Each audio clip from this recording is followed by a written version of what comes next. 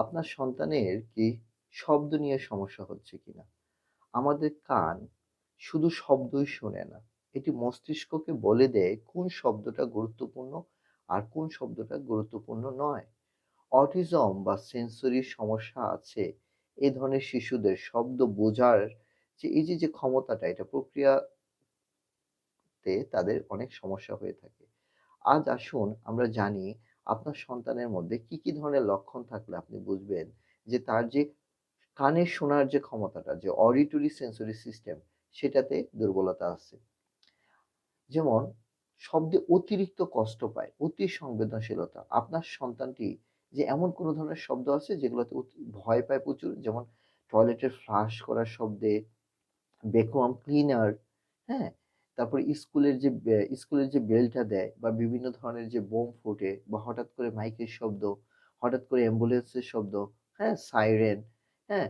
আপনি কোনো একটা বাজারে গেলেন, হঠাৎ করে ওইখানে অতিরিক্ত ভিড়, অতিরিক্ত মানুষের কথাবার্তা, সে অস্থির হয়ে যাচ্ছে, কান্নাকাটি শুরু করে দিচ্ছে। এই ধরনের জিনিসে যদি ও কষ্ট পেয়ে থাকে, সমস্যা হয়, তাহলে বুঝবেন যে তার অডিটরি সেন্সরি বা কানে শোনার যে ইন্দ্রিয়টা, সেখানে দুর্বলতা আছে। আরেকটা হলো যে শব্দ শুনতে পায় না। অ অল্প সংবেদনশীলতা।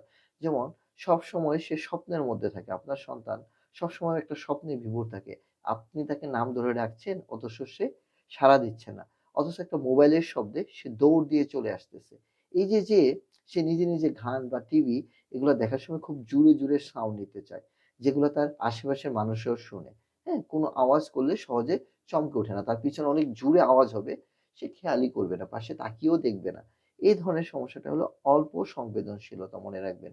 গুরুত্বপূর্ণ কথায় মনোযোগ দিতে পারে না। কিছু বাচ্চা আছে, তারা গুরুত্বপূর্ণ কথায় মনোযোগ দিতে পারে না। কারণ আমাদের কানের ভিতরে পানির ফিল্টারের মতো একটা সিস্টেম আছে। হ্যাঁ? আমরা যেটাকে মদ্যকর্ণ বলে থাকি। ওইটা হলো আমাদের অডিটরি ফিল্টারিং সিস্টেম। প্রয়োজনীয় শব্দটাকে ধরে রাখবে, অপ্রয়োজনীয় শব্দটাকে সে ফিল্টার করে আউট করে দিবে। শিক্ষক যখন ক্লাসে পড়াচ্ছেন, তখন আপনার সন্তান হয়তোবা জানালা দিয়ে বাইরে গাড়ির শব্দ দেখতেছে, পাখি ডাকার শব্দ দেখতেছে, হয়তোবা একটা ঝিরিঝিরি একটা বাতাসের শব্দ, সেটাই তাকে হয়তোবা আনন্দ দিচ্ছে বেশি। হ্যাঁ? দেখা গেছে যে ঘরে কোনো শব্দ নাই, দেখা গেছে তারপরেও সে খুব ছোট্ট একটা শব্দে, সে দেখা গেছে যে খুব অল্প একটা শব্দ সে প্রতিক্রিয়া করতেছে। হ্যাঁ? এই ধরনের জিনিসগুলা। তাকে কোনো কমান্ড দিলে সে দেখা গেছে কনফিউজ হয়ে যাচ্ছে। কমান্ডটা সম্পূর্ণ ফলো করতে পারছে না। কারণ তার অডিটরি ফিল্টারিংটা সে নিতে পারছে না। তো এটার জন্য যেটা করতে হবে, সেন্সরি ইন্টিগ্রেশন থেরাপি দিতে হবে, এবং এটা কারা দেয়? একজন একজন সার্টিফাইড অকুপেশনাল থেরাপিস্টরা।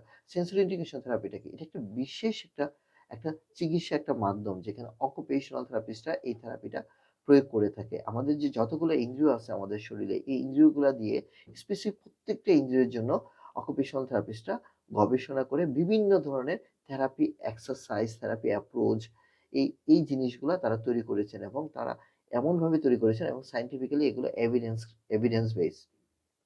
কোন থেরাপিটা করলে, কোন এক্সারসাইজটা করলে কোন ইন্দ্রিয়টা ডেভেলপ হবে, আস্তে ঠিক হয়ে যাবে, সেটা কিন্তু একজন অকুপেশনাল থেরাপিস্ট জানে, এবং তারা এই থেরাপির মাধ্যমে, এক্সারসাইজের মাধ্যমে এই মস্তিষ্ককে, তার যে ব্রেইনটাকে শিখাতে সাহায্য করে, একটা পরিবেশের সাথে সঠিকভাবে কিভাবে খাপ খাওয়াতে পারবে, অ্যাডাপটিভ রেসপন্সটা তার মধ্যে তৈরি করতে পারে। এবং এই থেরাপিটা কি ধরনের হয়? যেমন অডিটরি সেন্সরি সিস্টেমের সাথে সবসময় আমরা আরো অনেকগুলা সেন্সরি সিস্টেম নিয়ে কাজ করে থাকি, যেমন ভেস্টিবুলার, ভারসাম্য অনুভূতি, প্রোপ্রিওসেপশন, অবস্থানগত বা পেশি শক্তির একটা অনুভূতি, ট্যাক্টাইল স্পর্শ, যে অনুভূতিগুলো আছে আমাদের আল্লাহ দিয়েছেন, এই অনুভূতিগুলো নিয়েও আমরা কিন্তু কাজ করে থাকি। তো আপনাকে যেটা করতে হবে, যে আপনি একজন অভিভাবক হিসাবে আপনাকে যখনই দেখবেন যে এই সমস্যাগুলা মধ্যে কিছু সমস্যা আছে আপনার সন্তানের জন্য খুবই কষ্টদায়ক, বা সন্তানের সমস্যা হচ্ছে, বাসায় যেটা করতে পারেন, যারা শব্দ নিতে পারে না, বাইরে বের হলে হেডফোন ইউজ করতে পারেন, হ্যাঁ? কানে যে ইয়ার ক্যান্সেলেশন হেডফোন, বা নরমাল যে হেডফোন ইউজ করতে পারেন, অথবা বিভিন্ন, যদি ইসলাম প্র্যাকটিস করেন তাহলে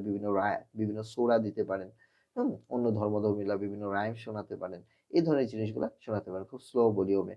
দেখবেন যে খুব ভালো থাকবে। বিভিন্ন ধরনের শব্দ নিয়ে তার সাথে খেলা করতে পারেন। আস্তে শব্দের প্রতি তার গ্রহণযোগ্যতা বাড়বে, এবং ভয়টা আস্তে কমে যাবে।